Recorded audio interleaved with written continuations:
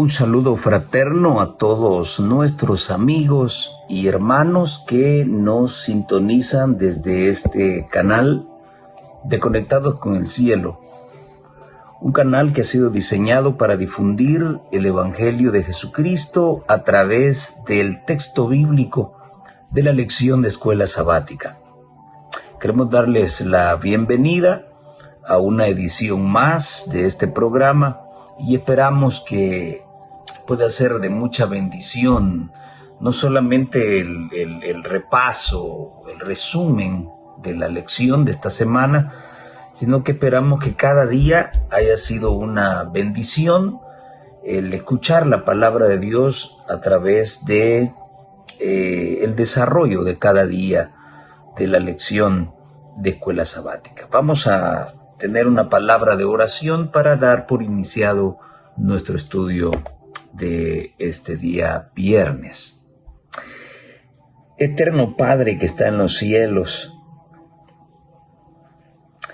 muchas gracias por permitirnos llegar hasta este día para preparar nuestra alma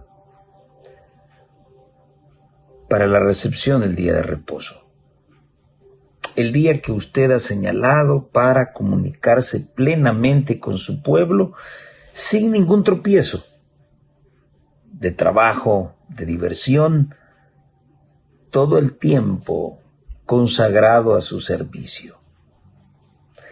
Esta semana hemos disfrutado de una lección que profundiza más acerca de la vida de nuestro Señor Jesucristo.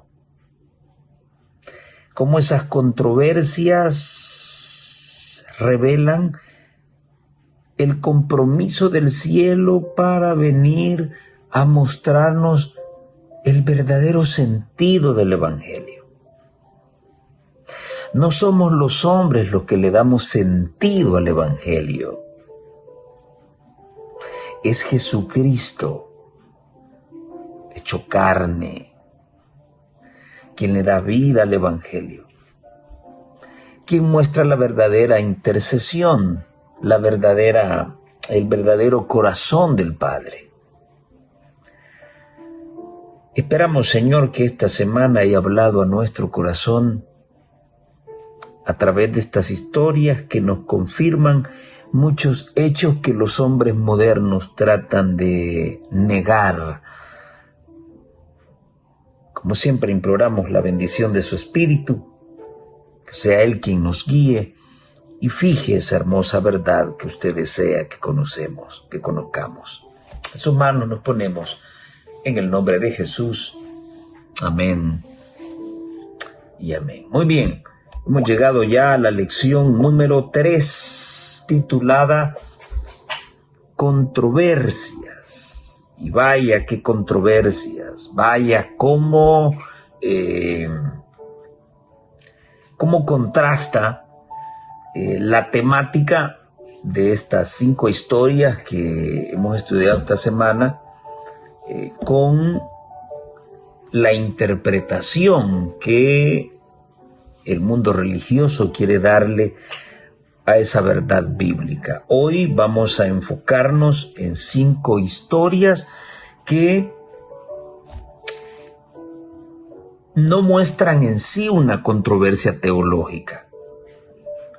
La controversia que se genera en cada una de ellas es el propósito de Dios, la intención de Dios frente al propósito del hombre, a la intención del hombre. Como siempre lo he dicho, el Evangelio se arruina en manos de los hombres, se arruina, porque los hombres quieren interpretarlo de acuerdo a su propia conveniencia. Hoy en día podemos ver en las redes sociales una sarta de mentiras que salen de boca de algunos apologetas católicos, donde quieren que la Biblia diga lo que ellos quieren que diga para que sostenga algunos sofismas y algunas falsas doctrinas que no tienen fundamento bíblico. solamente buscan que apoye sus razonamientos y sus costumbres. También ya lo he mencionado, hoy el catolicismo romano ha tomado todos esos versículos que les han puesto a tela de juicio sus falsas doctrinas y han tratado de mezclar un lenguaje común, una interpretación común, y han hecho decir a la Escritura lo que no dice. Algo de esto, porque hay muchas temáticas que quedan por fuera, algo de esto vamos a analizar en este estudio. Marcos 2, 27, 28 como texto central menciona lo siguiente: también les dijo, el sábado, literalmente el sábado, no interpretativamente, no dice aquí domingo. Esto no significa de que el Shabbat o el reposo del hombre en aquel entonces fue el sábado y hoy con la nueva alianza es el domingo. Esto se interpreta como el domingo. Eso no está diciendo el texto.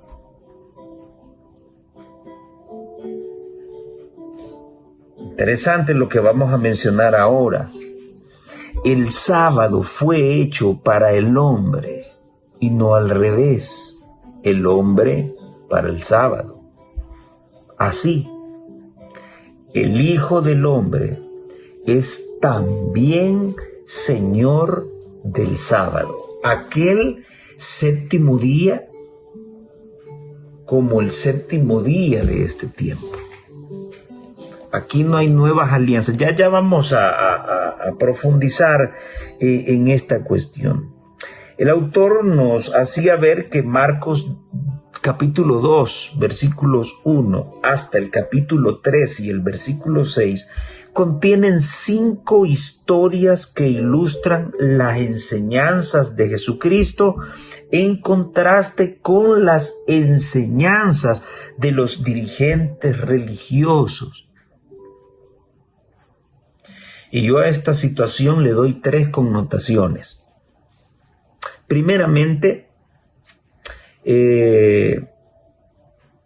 lo que los líderes judíos, lo que los escribas y fariseos, lo que el Sanedrín enseñaba, versus lo que Jesús enseñaba.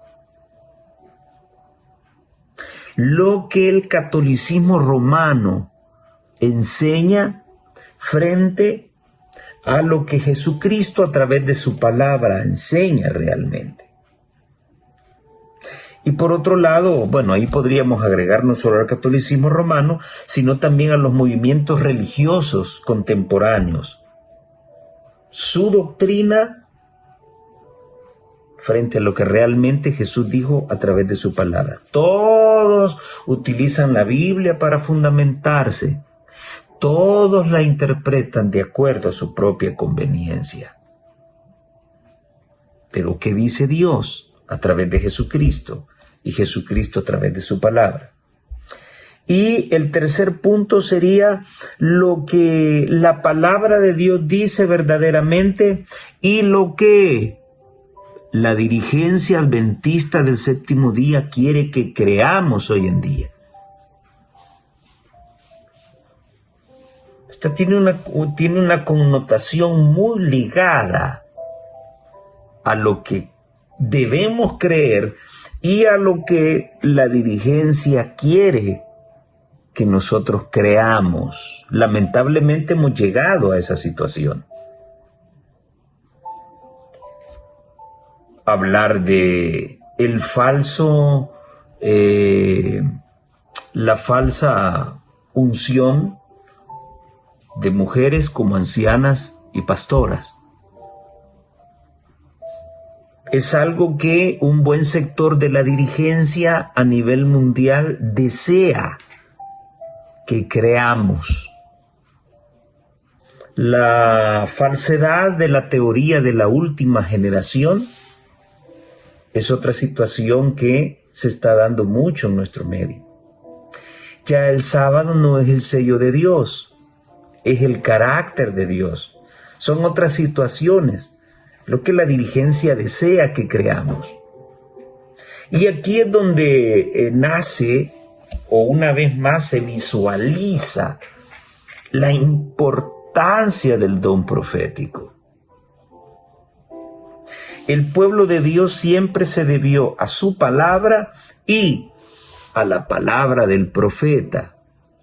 La palabra del profeta era una valla donde podía chocar el pueblo de Dios para luego regresar a la palabra de Dios que estaban negando. Es la misma función que el espíritu de profecía tiene hoy. Y al estudiar las enseñanzas de Jesús, la palabra que proviene directamente del profeta es mucho más segura que la interpretación que pueda dar cualquier pastor. Es a la ley y al testimonio. Hoy en día se trata de darnos una educación parecida a lo que ocurre en el mundo católico, lo que me permite a mí tener una lectura de que esta situación está ligada a algún consorcio con Roma. Y por eso es que la Iglesia Adventista del Séptimo Día está cambiando bastante en su forma de ser. Pero es precisamente por eso. El catolicismo romano promueve la servidumbre a sus sacerdotes, a sus jerarcas, a su clero, de una forma ciega. Y esa es la manera en que se trata de promoverse hoy el liderazgo de la Iglesia Adventista frente a cada uno de sus feligreses. Yo me inclino más por el respeto a las personas que nos dirigen, pero no una venia, ni una honra, ni una gloria. Como siempre lo he dicho, este servidor se debe a la ley y al testimonio, no a la interpretación pastoral. Ni que un pastor o un dirigente venga a decirme a mí qué es lo que debo creer. No hay nada nuevo por descubrir. Todo ha sido escrito y todo ha sido revelado. No hay más fechas. Están dadas las que están dadas. Entonces quiero poner ese fundamento también. No solamente debemos percibir la influencia que los líderes de la iglesia en aquel entonces tuvieron para dominar al pueblo, torciendo las escrituras y metiendo reglamentos que en ningún momento cruzaron por la mente de Dios. Esa actitud es muy semejante a la que el papado desarrolló en su apogeo y puso los cimientos para poder gobernar a la gente que es parte de su movimiento religioso. Y hoy se hace una copia barata dentro de nuestra iglesia para someter a la iglesia a creer lo que ellos quieren que se crea. Y esa pugna que hay contra el laicato, que trata de exaltar y levantar esa palabra en su pureza como fue recibida por los reformadores y como fue recibida por los pioneros. Esa palabra, esa propuesta entra en pugna con la nueva identidad que un gran sector de la dirigencia desea que la Iglesia Adventista del Séptimo Día tenga. Bien, siempre ha estado encubierto, pero se tenía que decir, y aquí siempre lo vamos a decir. El comentario de Elena de White en el tomo 5, la sierva del Señor escribió lo siguiente: Jesús sabía que no podía hacer ningún bien a los escribas y fariseos a menos que se vaciaran de su suficiencia propia.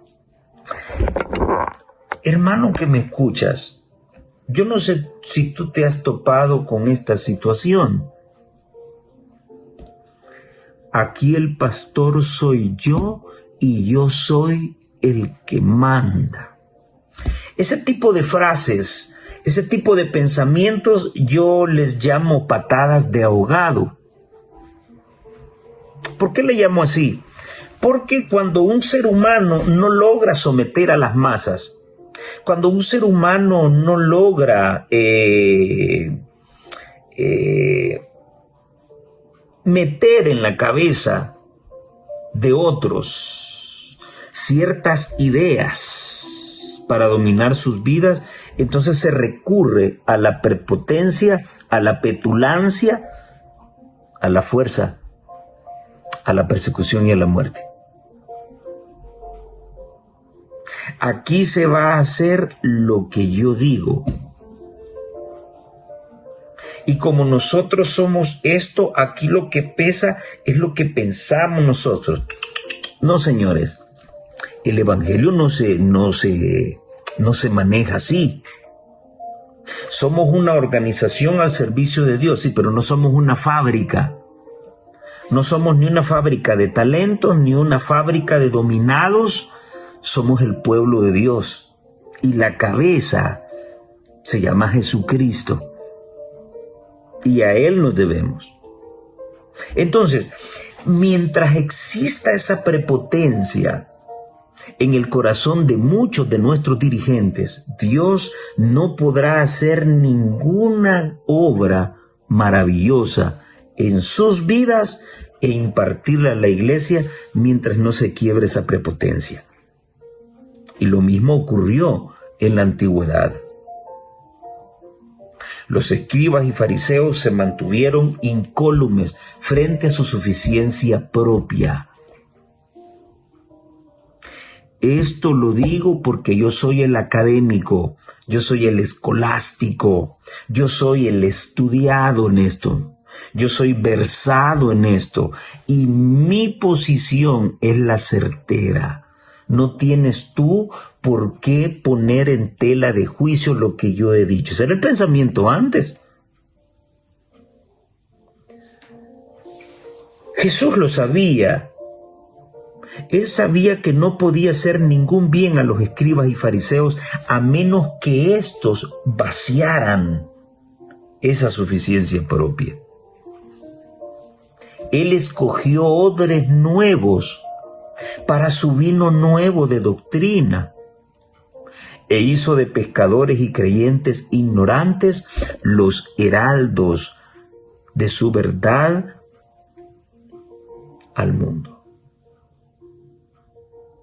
Y si tú eres un académico, voy a decir algo que te va a doler. A través de la historia, Dios se ha deleitado tanto de la ignorancia, una ignorancia que está vinculada con un corazón predispuesto a ser manejado por Dios. Un corazón dispuesto a la voluntad de Dios. Ese corazón, ligado a esa ignorancia, han sido el binomio que Dios ha tomado para convertir a hombres y mujeres y trastornar el mundo. Ahora, imagínate lo que Dios ha podido hacer con un ignorante, con un humilde, que lo único que tiene es un corazón dispuesto para la gloria de Dios. Ahora imagínate lo que Dios podría hacer contigo, que eres un académico. Entonces, la diferencia estriba en que el académico confía en sí mismo, confía en su conocimiento, confía en su entrenamiento, confía en su ciencia. El ignorante confía en su corazón, que esté abierto y dispuesto a la voluntad de Dios.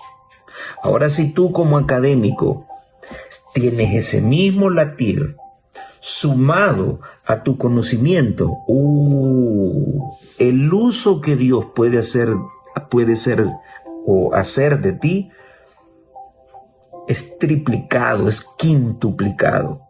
Es maravilloso. Entonces, estamos llamados a, los que somos académicos, estamos llamados a tener ese corazón. Y tenemos ejemplos, tenemos a Wycliffe, tenemos a Lutero, esos grandes hombres académicos, doctores en filosofía, doctores en teología, que pusieron su corazón a la disposición de Dios y Dios hizo tremenda cosa con ellos.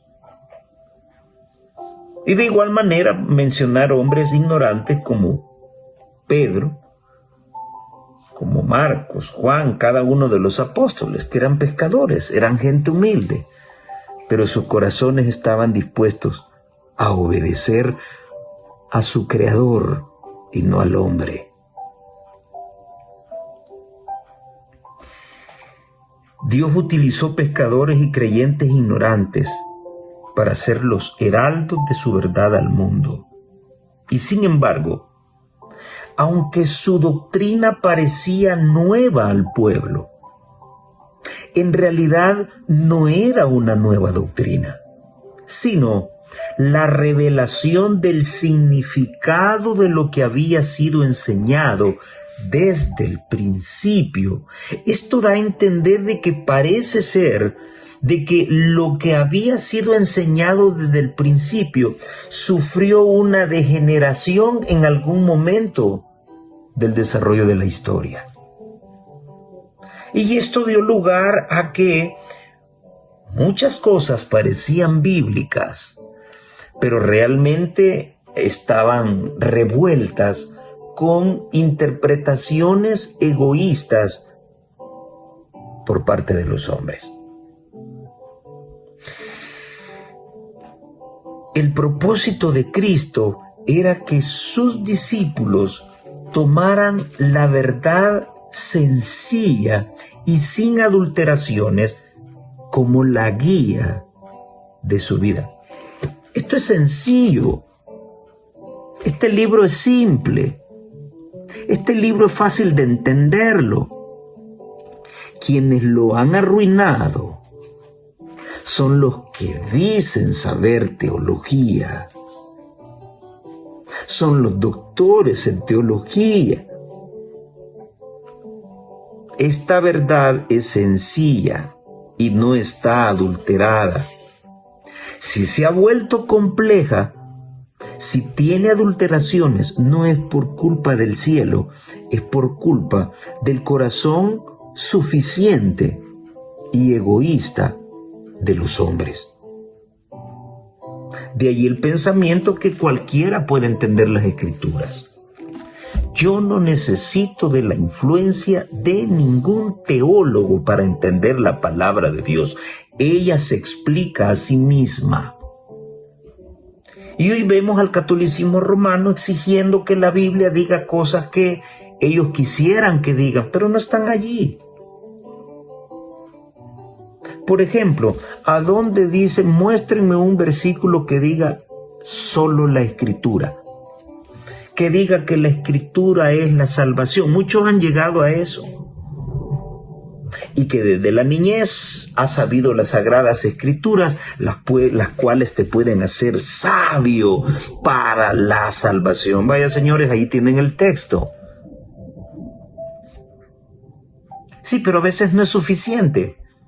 ¿Por qué? Porque el texto golpea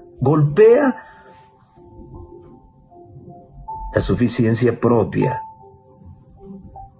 Golpea las falsas teorías que han sido creadas por los hombres. Entonces, mientras eso exista, Dios no puede usarte a ti, sacerdote, pastor, quien seas. Mientras esa suficiencia propia exista, Dios no puede usarte. ¿Por qué? Porque le haces daño a la iglesia.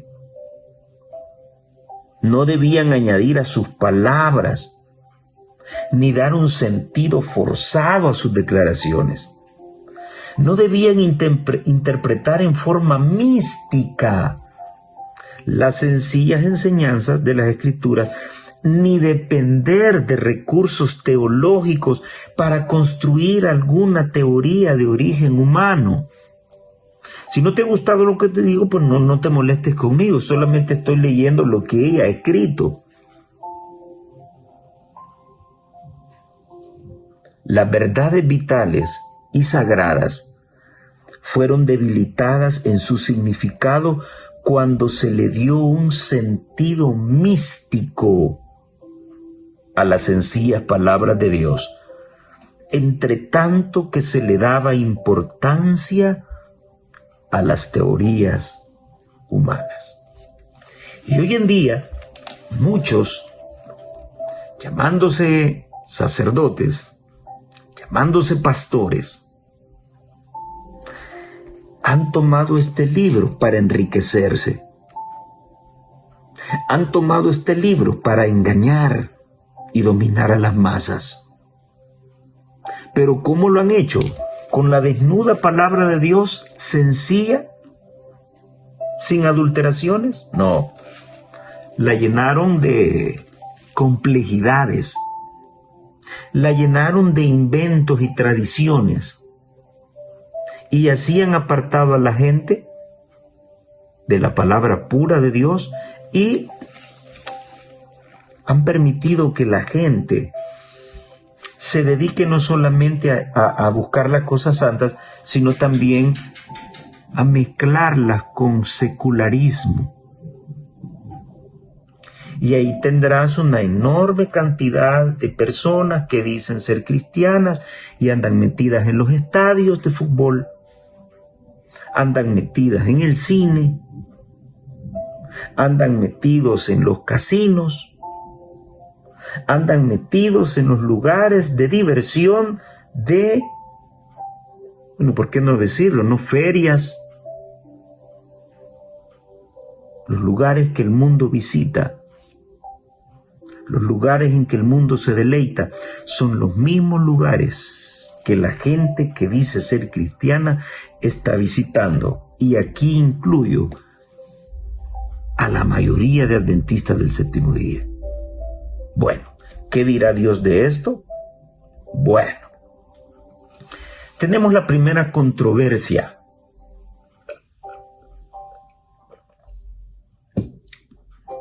¿Tenía Jesús la propiedad, el poder para perdonar pecados? Sí lo tenía. ¿Por qué? Porque Él es Dios. Y aquí el catolicismo romano está adulterando mucho esto, está tomando muchos, está torciendo muchos textos bíblicos para dar a demostrar que la Biblia sí enseña que tú puedes ir delante de un sacerdote y poder confesar tu pecado delante de ellos. Sí, a los apóstoles se les dio en general la potestad de perdonar pecados, confesar pecados. Sí, pero entre ellos, si tú me haces un daño a mí, en el nombre de Dios yo puedo perdonarte. Sí, puedo perdonarte esa falta que tú has cometido contra mí, pero yo no tengo el poder para perdonar todos tus pecados. Sí, yo puedo venir a ti y confesarte mi pecado. Sí, pero no estoy hablando de sacerdotes. Si yo te he hecho algo a ti, que eres una persona común y corriente, que no eres un pastor y que no eres un sacerdote, sino que eres un igual que yo, si yo te he hecho algo, yo puedo venir a ti y confesarte mi pecado, mi falta contra ti. Sí, pero esa específica. No te voy a confesar todos mis pecados, no. Te voy a confesar la falta que cometí contra ti. Hoy en día quiere tomarse todo eso para legalizar la confesión auricular, que los jesuitas utilizaron también para hacer caer reinos y que se levantaran otros reinos. Vamos al origen y el establecimiento del sacerdocio. En el servicio del santuario, no hay ni un tan solo texto en donde diga que el pecador llevaba el cordero y confesaba su pecado al sacerdote para encontrar perdón. Amigo católico, apologeta católico que me escuchas, búscame un tan solo texto donde se demuestre que el penitente llevaba el cordero y confesaba su pecado al sacerdote. Muéstrame uno nada más, uno. El penitente llegaba con su cordero, un cordero criado por él. Los sacerdotes revisaban ese cordero a ver si externamente estaba perfecto, estaba completo, porque representaba a Jesús. Luego el penitente ponía sus manos sobre el cordero y confesaba su pecado a Dios. El sacerdote estaba a un lado, pero no estaba escuchando lo que el penitente decía. El sacerdote estaba esperando el momento en que se degollara el cordero para administrar la sangre en todo el ritual del santuario. Solo era un mediador en la administración de la sangre que representaba la sangre de Jesús para la remisión del pecado. Pero no hay ni un tan solo texto donde la Biblia diga que el penitente confesaba, ponía sus manos sobre el cordero y le decía sus pecados al sacerdote. Eso fue inventado por el catolicismo romano. Y hoy han inventado una sarta de mentiras para hacerle creer a la gente de que la confesión de pecados y el perdón de los pecados es exclusividad del sacerdote católico. Dios nos dio la facultad para perdonar nuestras faltas unos a otros. Sí, pero las ofensas que tú me has hecho a mí y las que yo te he hecho a ti. Pero repito, yo no puedo perdonarte todos tus pecados. Yo puedo perdonarte el daño personal que me has hecho, o tú puedes perdonarme el daño personal que yo te hice a ti. A eso se refería la palabra de Dios. Jesús admiró la fe de aquellos amigos que buscaban sanidad para su amigo paralítico. Rompieron el techo de la casa porque eso estaba llenísimo y bajaron al hombre. ¿Qué es lo que más deseaba ese individuo? Ese individuo lo que más deseaba era sanidad física.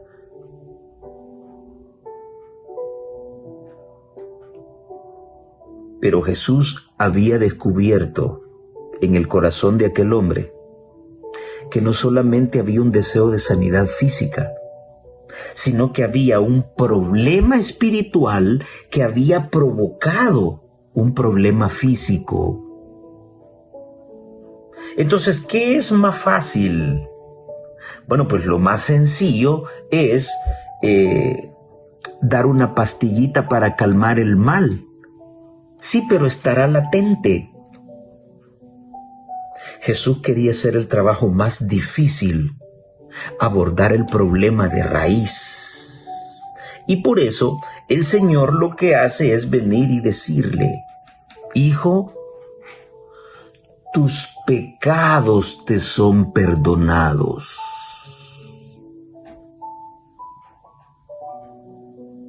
¿Verdad que eso es muy diferente a decir: la falta que cometiste contra mí, yo te la perdono?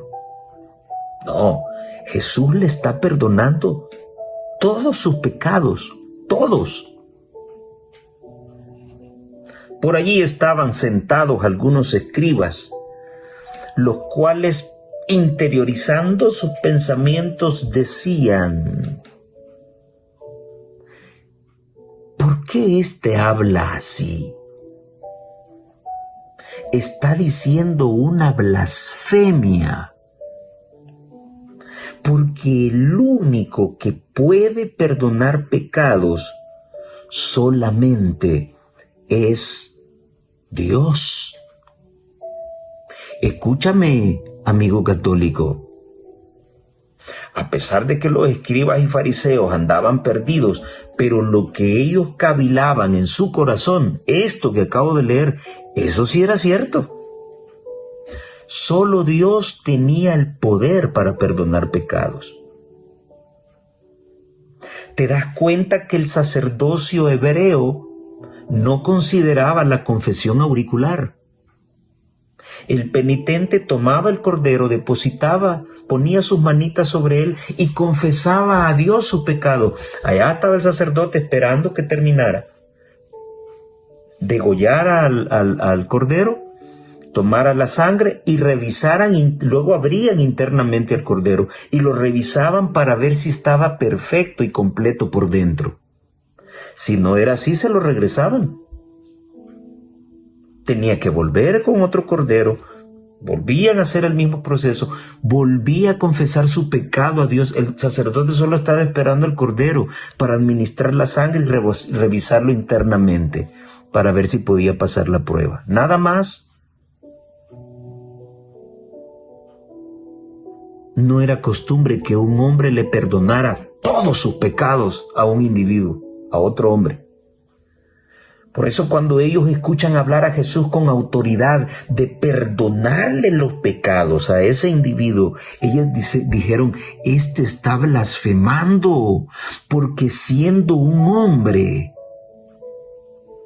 se cree que tiene la potestad de perdonar pecados. Es una de las características blasfemas del cuerno pequeño, o del papado, o la gran ramera. Un papa, siendo hombre, se cree tener la potestad para perdonar todos los pecados de una persona, o ofrecer una indulgencia por todos los pecados cometidos por la humanidad. Eso no es bíblico. Y como eso no se lo pueden quitar de encima, entonces van a crear una serie de sartas alrededor de textos selectos que, modificándoles estos o dándole una buena interpretación y mal amarrándolo con otro texto y llamarle contexto, puedan defender la confesión auricular. Espero que me estés entendiendo. Y entonces Jesús les dice, ¿qué es lo que ustedes están cavilando en sus corazones? ¿Qué es más fácil decirle al paralítico? ¿Tus pecados te son perdonados? ¿O decirle, levántate, toma tu lecho y vete? ¿Qué es lo más fácil? Dice Jesús. Así que para que ustedes vean que el Hijo de Dios tiene poder para perdonar pecados, a ti te digo, levántate, toma tu lecho y vete a tu casa. Así que ese hombre iba doblemente limpio. Jesús perdonó sus pecados, lo limpió espiritualmente y lo sanó de su enfermedad. ¡Qué maravilloso! Primera controversia que encontramos. Cuando el pobre paralítico sufriente fue llevado al Salvador, la urgencia del caso parecía no admitir un momento de demora, porque el cuerpo ya mostraba rastros de descomposición. Cuando aquellos que lo llevaban en su cama vieron que no podían llegar directamente a la presencia de Cristo, inmediatamente abrieron el techo y bajaron la cama donde yacía el enfermo de parálisis. Nuestro Salvador vio y comprendió perfectamente su condición. Antes de que abras la boca para contarle a Jesús lo que te pasa, Él ya lo sabe. No te escondas nada. Él ya lo sabe.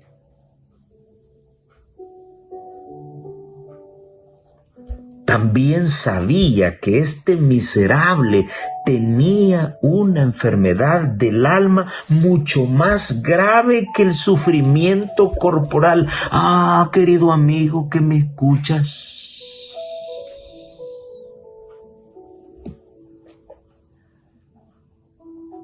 esa enfermedad física que tienes no es nada en comparación a la enfermedad espiritual que tienes.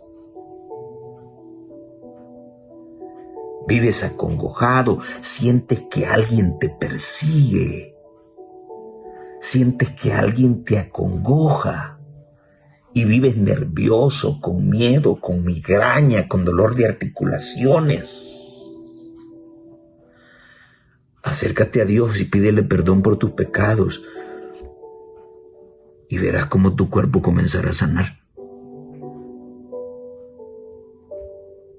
Sabía que la carga mayor que había llevado por meses era una carga de pecados.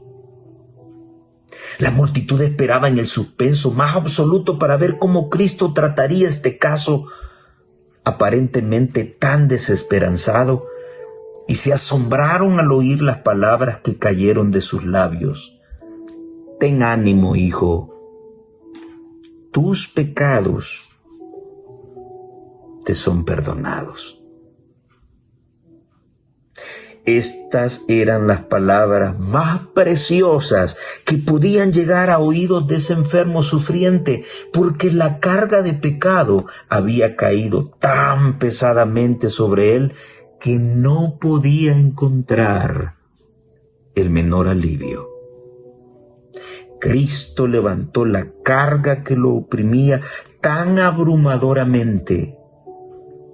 Al ser restaurada la mente a un estado de paz y felicidad, el cuerpo sufriente puede ahora ser alcanzado. Qué malos médicos somos, ¿eh? Qué malos médicos somos. ¿Cuántos cristianos están enfermos hoy y pasan en hospitales buscando médicos, cuando su enfermedad, a pesar de ser cristianos, está ligada a pecados escondidos? Cuando el espíritu es sanado en su totalidad, entonces el cuerpo puede recibir sanidad. Testimonio para la Iglesia, tomo 3. Los rabinos habían esperado ansiosamente para ver en qué forma iba a disponer Cristo de ese caso. Recordaban cómo el hombre se había dirigido a ellos en busca de ayuda y le habían negado toda esperanza o simpatía. Nosotros no pudimos con él. Vamos a ver qué puede hacer por él. No satisfechos con esto, habían declarado que sufría la maldición de Dios por causa de sus pecados. Esas cosas acudieron nuevamente a su mente cuando vieron al enfermo delante de sí. Notaron el interés con que todos miraban la escena y los abrumó el temor de perder su influencia sobre el pueblo. Eso es lo que buscan los hombres: fama, poder.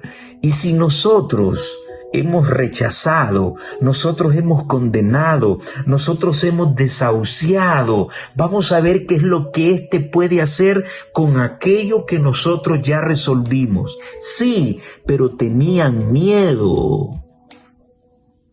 de que si Jesús les salía por la tangente, entonces comenzaran a perder su poder e influencia sobre el pueblo. Ese es el temor.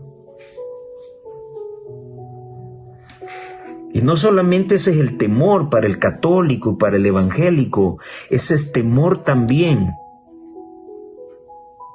para un pastor corrupto adventista. Perder el respeto, perder la admiración y la influencia que pueda tener sobre el pueblo de Dios. Fijando en ellos una mirada bajo la cual se atemorizaron y retrocedieron, Jesús dijo: ¿por qué pensáis mal en vuestros corazones? Porque, ¿qué es más fácil decir? ¿Los pecados te son perdonados o decir levántate y anda? Pues para que sepáis que el Hijo del Hombre tiene potestad en la tierra de perdonar pecados, a ti te digo, levántate, toma tu cama y vete a tu casa. Los fariseos estaban mudos de asombro y abrumados por su derrota. Veían que no había oportunidad de inflamar a la multitud con sus celos. El prodigio realizado en el hombre a quien ellos habían entregado la ira de Dios había impresionado de tal manera a la gente que por el momento los rabinos quedaron olvidados. ¡Uy!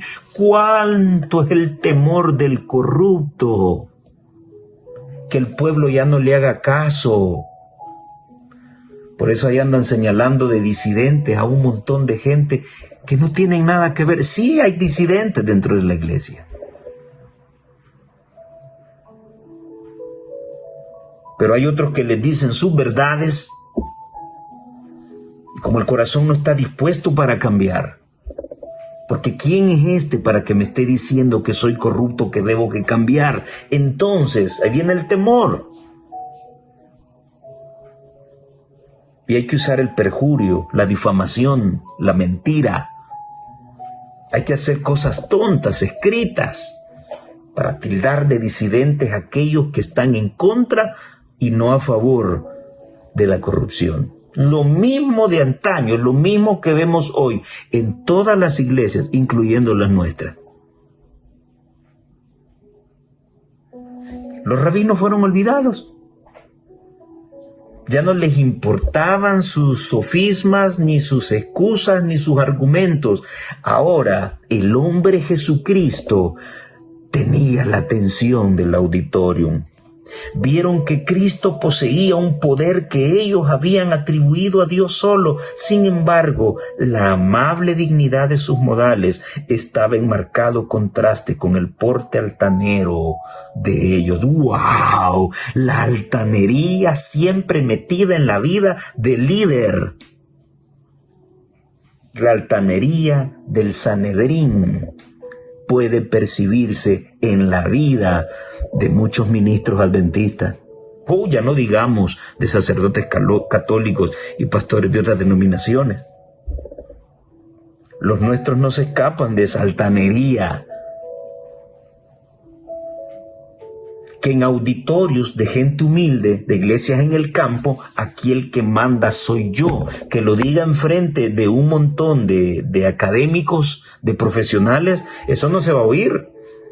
Porque saben que inmediatamente el pueblo se para y dice, momento, ¿verdad? Aquí hay una junta de iglesia que es la que finalmente manda. No es un hombre, es toda una junta.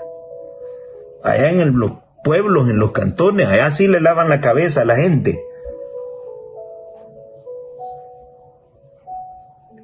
Estaban desconcertados y avergonzados. Y reconocían, aunque no lo confesaban, la presencia de un ser superior. Salieron de la casa de Pedro para inventar nuevas maquinaciones con el fin de hacer callar al Hijo de Dios. La misma estrategia. Veamos de qué manera podemos hacer callar a este. Y no puedo decir más. Pero muchos dentro de nuestra iglesia, si supieran los métodos que se han inventado para hacer callar a aquellos que les dicen sus verdades. Estoy hablando de nuestra iglesia. Tremendo esto, tremendo. Esto salió del Deseo de todas las gentes, la página 234 y 236. Calcadito. Primera controversia. Sí, Jesús puede perdonar pecados. El llamado de Leví y la pregunta acerca de el ayuno. Muy bien.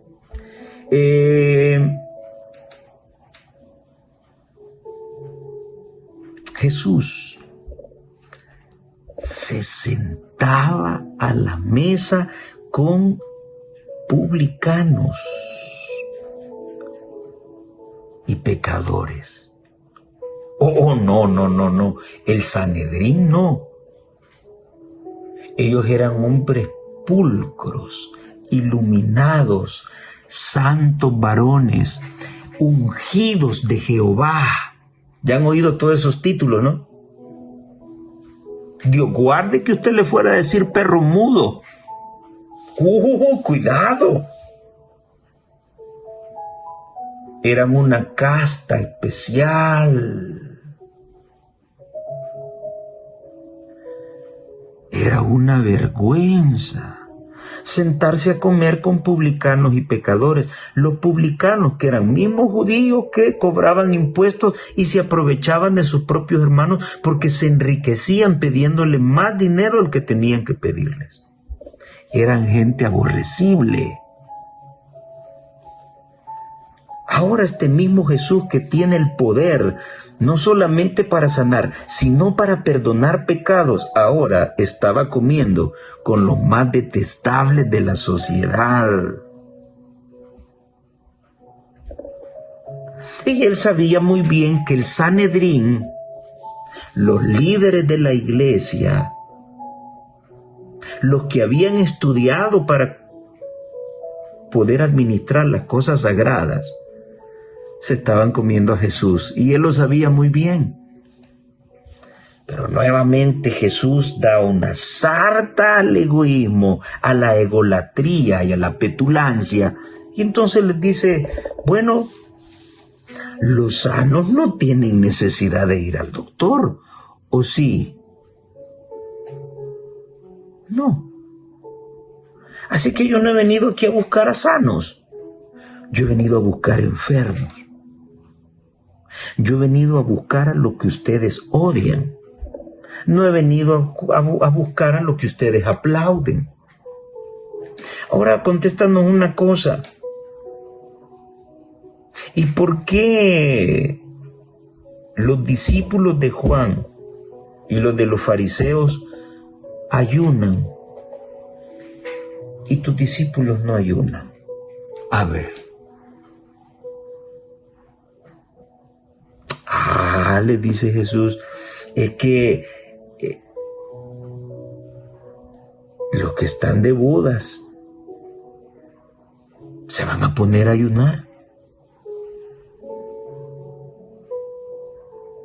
En una fiesta vas a estar ayunando, no vas a ir a comer, porque estás de fiesta. Mis discípulos ahorita están de fiesta, porque yo estoy aquí. Pero va a llegar el día en que yo me voy a ir. Y ellos van a quedar solos. Y van a venir un montón de problemas. Y entonces ellos tendrán todo el tiempo para poder ayunar. Nadie va a poner vino nuevo en depósitos viejos para que el vino se derrame.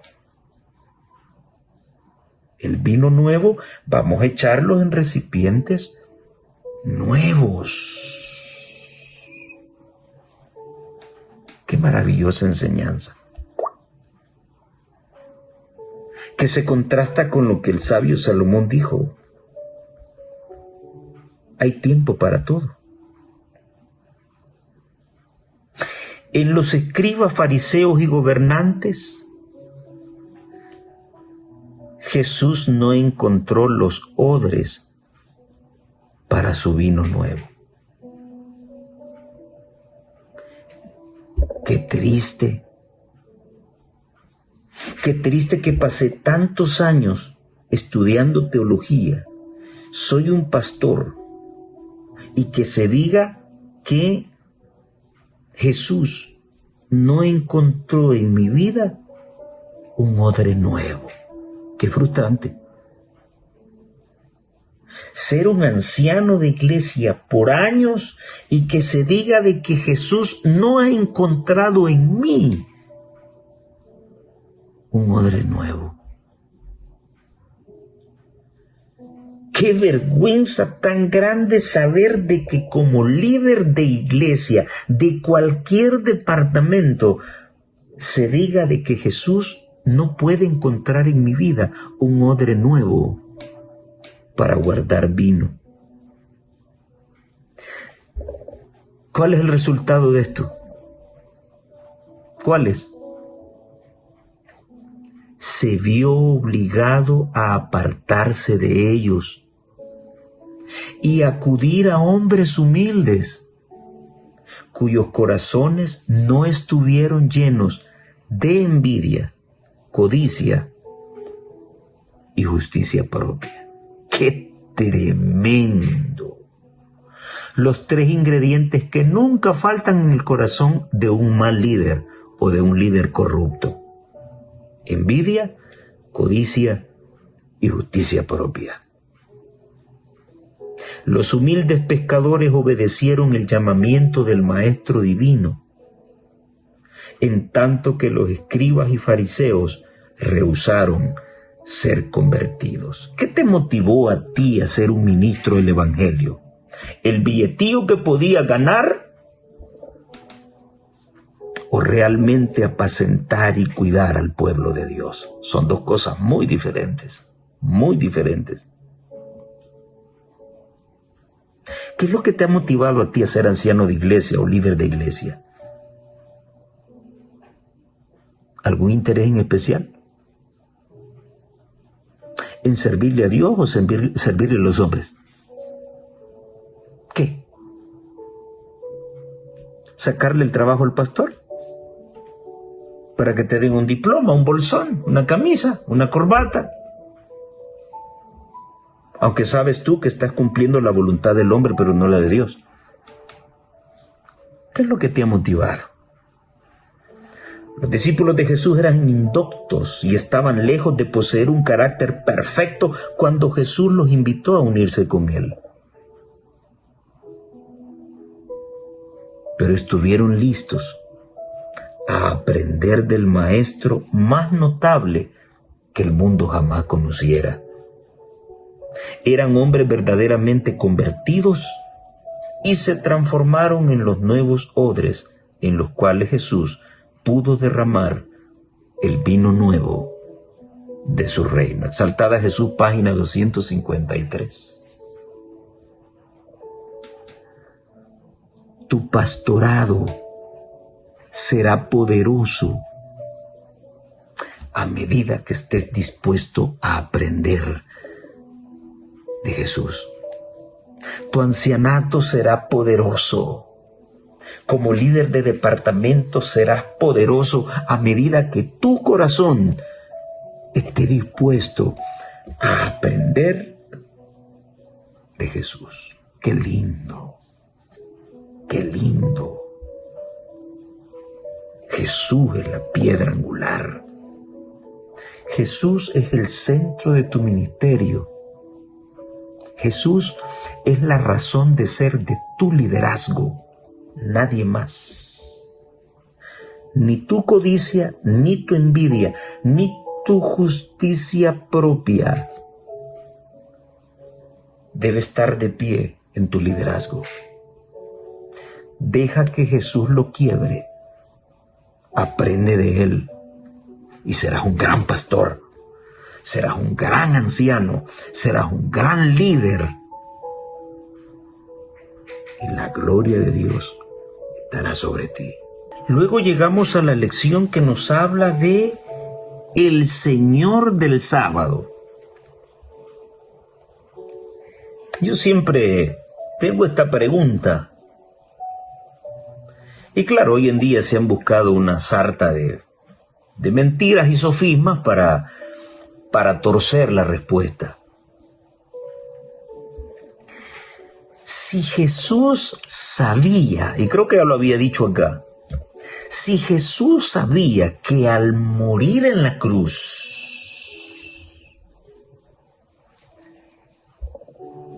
el sábado iba a dejar de ser el día de reposo y se instituiría un nuevo día de reposo, porque Él mismo se proclamó Señor del sábado. Pregunta. ¿Por qué Jesús tenía que esconderse eso? ¿Acaso el ministerio de Cristo consistió en adivinanzas y sorpresas?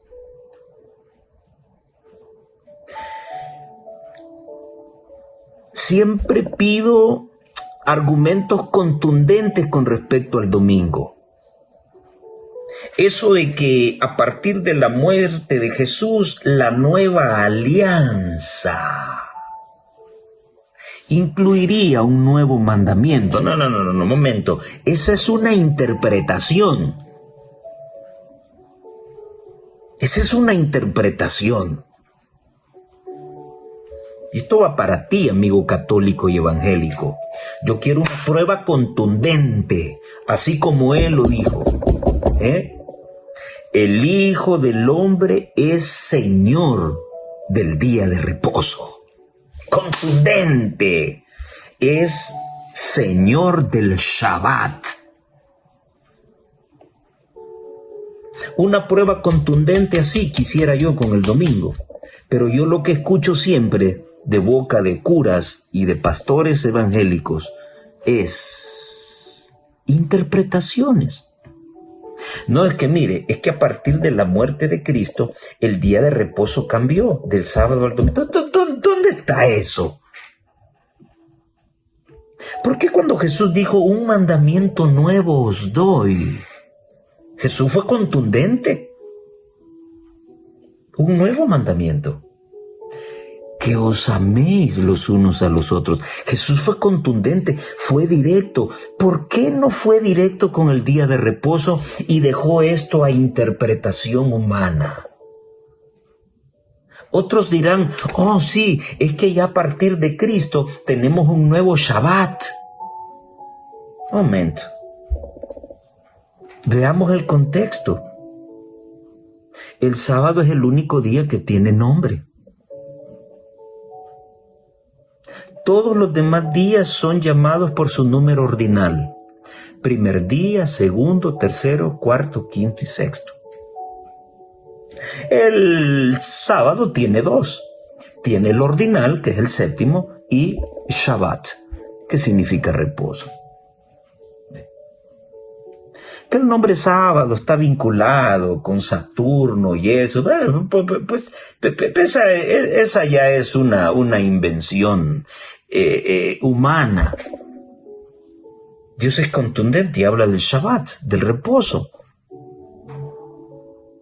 Y luego vienen los enemigos del sábado y dicen, sí, pero ¿qué les asegura a ustedes de que el sábado de la antigüedad es el mismo sábado de calendario católico que guardan hoy, llamado sábado, que viene de Saturno? Esas no son pruebas contundentes para rebatir lo que estamos leyendo acá.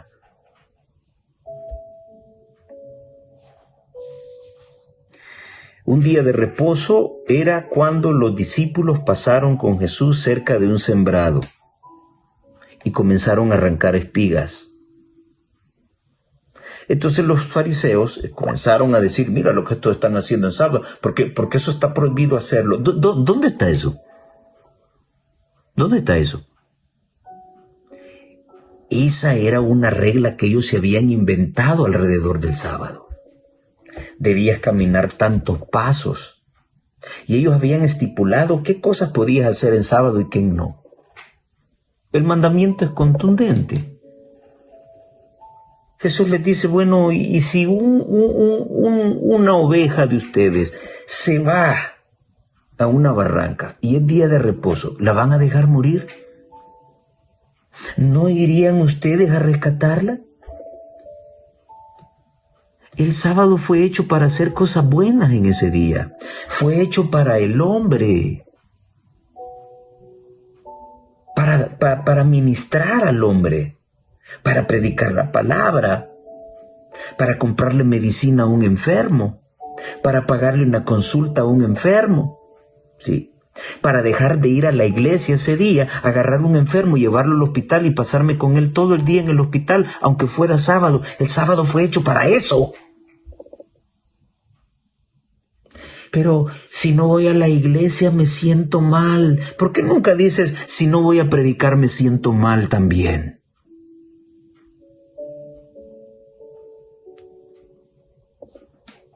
Una cosa es guardar el sábado y otra cosa es ser cucaracha de iglesia, ¿sabes?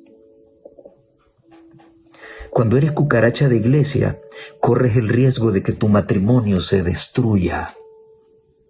Corres el riesgo de que tus hijos se pierdan.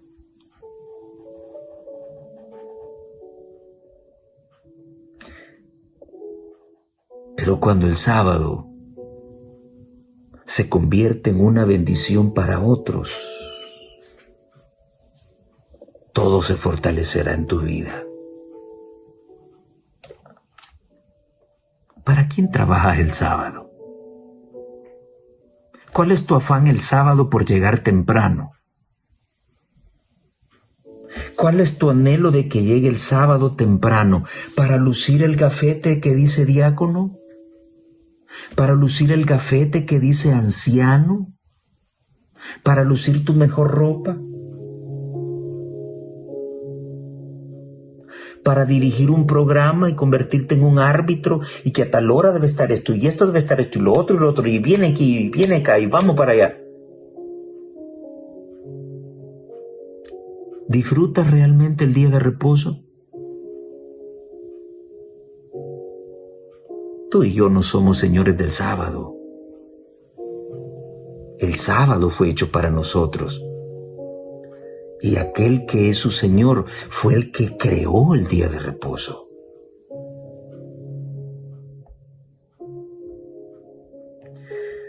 Apartarse los judíos de Dios, al apartarse los judíos de Dios y dejar de apropiarse la justicia de Cristo por la fe, el sábado perdió su significado para ellos. ¿Dónde comenzó todo? Apartarse de Dios.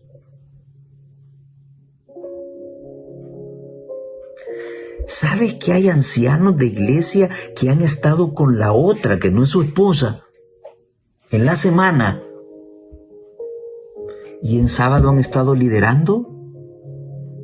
¿En sábado han estado dirigiendo Santa Cena? Yo te podría contar un montón de historias que conozco. ¿Cuántos jovencitos han estado con sus novias teniendo sexo ilícito y están dirigiendo la sociedad de jóvenes en sábado? Están en escuela sabática en sábado. Y eso nos hace sabatistas. Al apartarse los judíos de Dios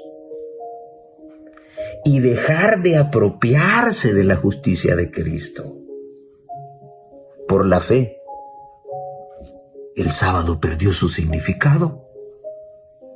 Lo dice ella, no yo. Deseo a toda la gente, página 250. Satanás estaba tratando de exaltarse a sí mismo y de apartar a los hombres de Cristo, y obró para pervertir el sábado, porque es la señal del poder de Cristo. Los dirigentes judíos cumplían la voluntad de Satanás, rodeando de requisitos pesados el día de reposo de Dios. Y se siguen poniendo requisitos pesados, reuniones en sábado, caminatas nocturnas. Al terminar el sábado habrá un social y se van a vender pupusas y habrá ventas para favorecer a los clubes de conquistadores y qué sé yo, actividad de la iglesia. Sí, pero mientras la sociedad de jóvenes se está desarrollando en la tarde, las hermanas están pensando en el queso, en las pupusas, en esto y lo otro y el curtido.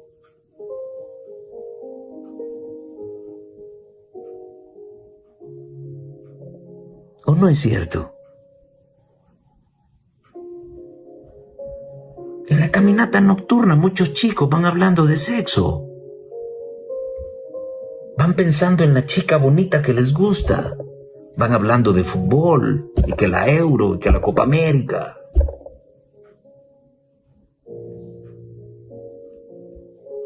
En los días de Cristo el sábado había quedado tan pervertido, así como está hoy, que su observancia reflejaba el carácter de hombres egoístas y arbitrarios, más bien que el carácter del amante Padre Celestial. Los rabinos representaban virtualmente a Dios como autor de leyes cuyo cumplimiento era imposible para los hombres. Era obra de Cristo disipar estos conceptos falsos. Los maestros judíos se jactaban de su conocimiento de las Escrituras, lo mismo que se ve hoy. Y la respuesta de Cristo implicaba una reprensión por su ignorancia de los sagrados escritos. Ignorancia de los sagrados escritos. ¿Ni aún esto habéis leído?, dijo. ¿Qué hizo David cuando tuvo hambre? Él y los que con él estaban. ¿Cómo entró a la casa de Dios? Tomó los panes de la proposición que solo el sacerdote podía comer y se los dio a su ejército. Y eso no era lícito comerlo, sino solo para los sacerdotes. También les dijo: el sábado no es de ustedes, fue hecho por causa del hombre, no el hombre por causa del sábado. Valdría la pena valorar cómo estamos administrando el mandamiento del sábado. Cuando vamos a dar el estudio bíblico, le decimos a la gente un montón lo que se puede hacer en sábado y lo que no se puede hacer.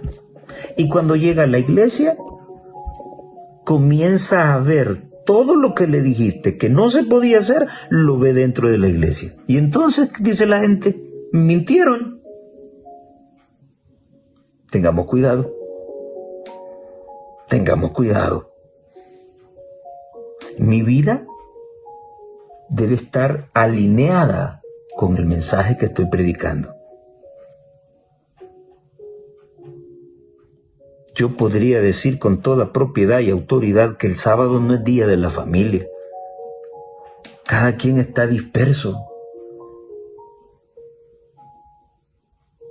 Yo he estado en iglesias, he sido miembro de iglesia, en iglesias donde nunca he visto al anciano sentado a la par de su esposa y con sus hijos. Nunca. Oh, es que estoy de turno y... ¿Qué?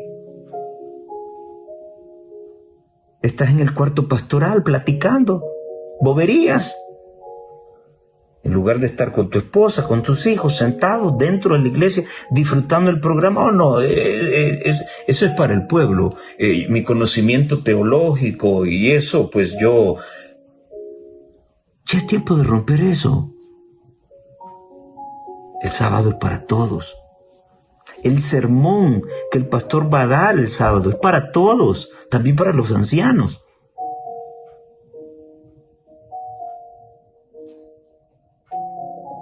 Bueno, hay tanto que hablar sobre esta cuestión. Y bueno, las historias sándwich, no me interesa si es sándwich, es Subway o es lo que sea. Lo que me interesa es el mensaje. El mensaje. El pecado imperdonable. El pecado que no tiene perdón. ¿Cuál es? ¿En qué consiste el pecado contra el Espíritu Santo? Dice la mensajera del Señor en Testimonios para la Iglesia, tomo 5, páginas 596 y 597. ¿En qué consiste el pecado contra el Espíritu Santo? En atribuir voluntariamente a Satanás la obra del Espíritu Santo. Es que esos milagros que ese tal Jesús hace, eso Él lo hace porque tiene el poder de Satanás.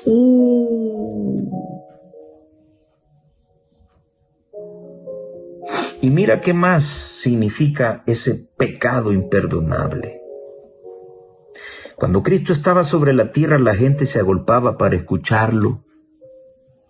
Sus palabras eran tan sencillas y claras que aún los menos ilustrados podían entenderle.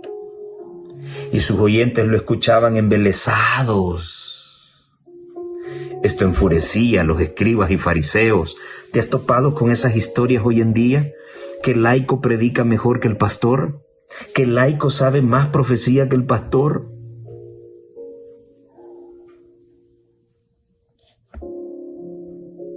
Esto enfurecía a los escribas y fariseos.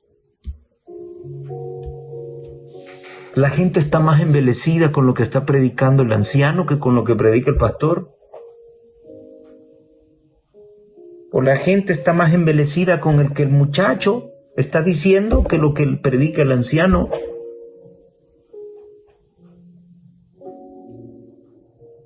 ¿Y este quién es si no ha estudiado para eso? Aquí el licenciado en teología soy yo. Esto enfurecía a los escribas y fariseos.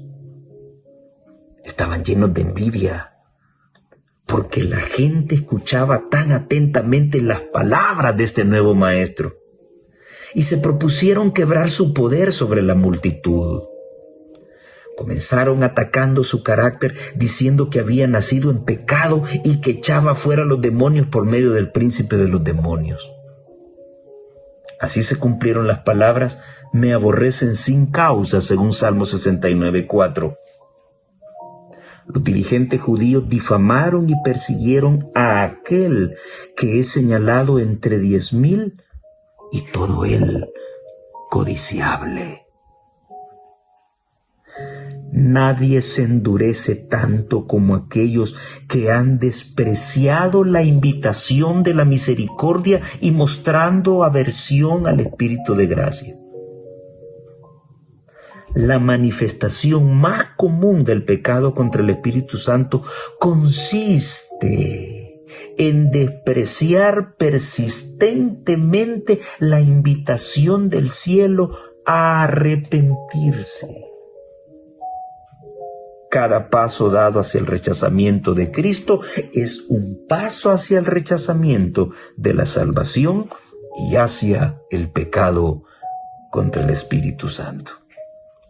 Al rechazar a Cristo, el pueblo judío cometió el pecado imperdonable, y desoyendo la invitación de la misericordia, podemos cometer el mismo error. Mucho cuidado con la negativa, esos llamados que Dios nos hace. Mucho cuidado con poner en duda el poder de Cristo para regenerar el corazón. Cuidado. Y finalmente, la última parte de la lección, me interesa mostrársela a los católicos. Si la Virgen María era tan inmaculada y tan excelsa y tan lo que significa para un católico, ¿por qué cuando le dijeron a Jesús, oye, tu madre y tus hermanos vienen, te buscan? ¿Por qué esa venia, esa hiperreverencia que se le da a María hoy en día? ¿Por qué a Cristo no se le ve actuar así? ¿Mi madre y mis hermanos me buscan? Mi madre y mis hermanos son los que hacen la voluntad de mi Padre. ¡Wow! Los hijos de José distaban mucho de tener simpatía por Jesús en su obra. No le simpatizaban. Se sabe de que esos otros hijos de María eran hijos de un matrimonio anterior de José. Se sabe eso. Hoy el católico redefiende de que María no tuvo más hijos. Sí. Pero María tuvo relación conyugal con su esposo porque era su esposo. Y hoy tuercen aquel que dice, aquel texto que dice de que José no la conoció hasta que el niño nació. Ellos le dan otra connotación al hasta. María sí tuvo relaciones sexuales con José como cualquier matrimonio, porque eran un matrimonio. Los hijos o hermanos de Jesús de los que se habla eran hijos de José. Aquí lo confirma la sierva de Dios. Los hijos de José distaban mucho de tener simpatía por Jesús en su obra. Los informes que llegaban a ellos acerca de su vida y la labor llenaban de asombro y congoja. Oían que pasaba noches enteras en oración, que durante el día le rodeaban grandes compañías de gente y que no tomaban siquiera tiempo para comer. Lo que yo siempre digo, Jesús nunca tomó tiempo para pensar en él. Ay, hermano, viera qué triste he estado toda esta semana. Has estado pensando en ti. Deja de pensar en ti y vacíate con otros y te darás cuenta que tus enfermedades van a empezar a desaparecer. Porque el que no vive para servir no sirve para vivir. Jesús no pensaba en él. ¿Recuerdan lo que estudiamos la semana pasada? Jesús sanó a todos hasta que se fue el último. Y no dice que apartó tiempo para ir a almorzar y cerró la clínica y dijo, ya vuelvo, voy a ir a tomar alimento. Jesús ni siquiera comía. Sus amigos estaban convencidos de que su trabajo incesante le estaba agotando. No podían explicar su actitud para con los fariseos y algunos temían que su razón estuviese vacilando. Este no come, está loco. Sus hermanos oyeron hablar de esto y también de la acusación presentada por los fariseos de que echaban los demonios por el poder de Satanás. Sentían agudamente el oprobio que les reportaba su relación con Jesús, como que se avergonzaban de que la gente supiera que era hermano de ellos. ¿Cómo quisiera ser un hermano de un loco así? Sabían qué tumulto habían creado sus palabras y sus obras. Y no solo estaban alarmados por sus osadas declaraciones, sino que se indignaban porque había denunciado a los escribas y fariseos. Le había faltado el respeto a los pastores de la época. Jesús era una vergüenza para su familia. ¿Y qué pudieron llegar a hacer? A reconvenirle. No hagas esto, no digas esto, te vas a meter en problemas, te van a decir disidente, te van a defraternizar. Vas a ser una vergüenza para la familia. Mira a tus demás hermanos cómo sirven en la iglesia, cómo respetan a los líderes, aunque estén metidos en corrupción. Llegaron a la conclusión de que se le debía persuadir y obligar a dejar de trabajar así, e indujeron a María a unirse con ellos, pensando, oye esto, mi hermano,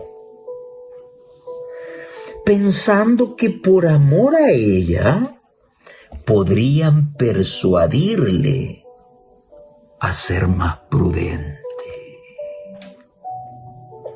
Ahora tiene sentido la respuesta de Jesús, ¿verdad? Él ya sabía con qué pensamientos venían ellos. Él ya sabía con qué espíritu venían ellos. Él ya sabía que le habían llevado a su madre como una excusa para hacerlo razonar. O sea, por amor a tu madre, nuestra madre, no la pongas en vergüenza con tu actitud. Y por eso Jesús contesta, mi madre y mis hermanos son todos aquellos que hacen la voluntad de mi Padre que está en los cielos.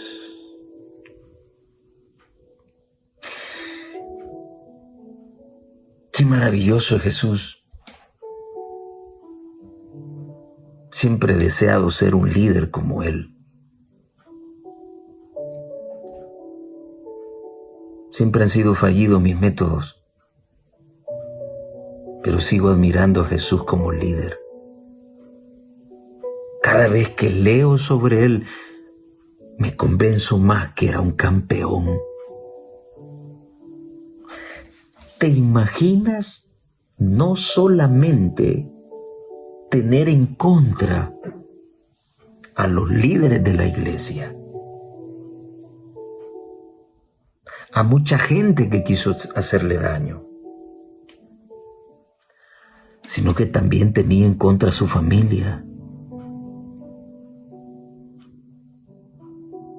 Y lo único que pesaba para él era hacer la voluntad de su Padre. Amigo católico, ¿dónde está esa dependencia de Cristo frente a María, así tan excelsa como ustedes se la dan?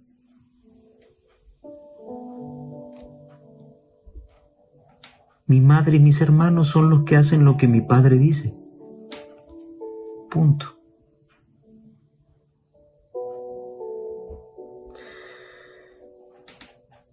Esta semana hemos visto cómo Jesús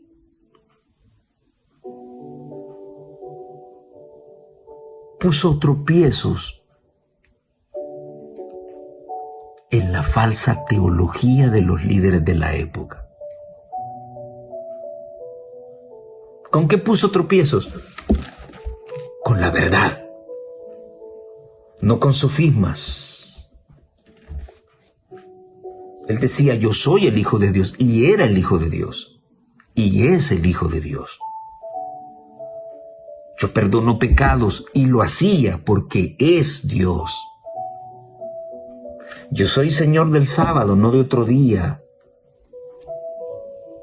Y si lo dijo es porque el sábado sigue teniendo la misma validez hasta el día de hoy. Sigue siendo el día verdadero de Dios y el sello de Dios.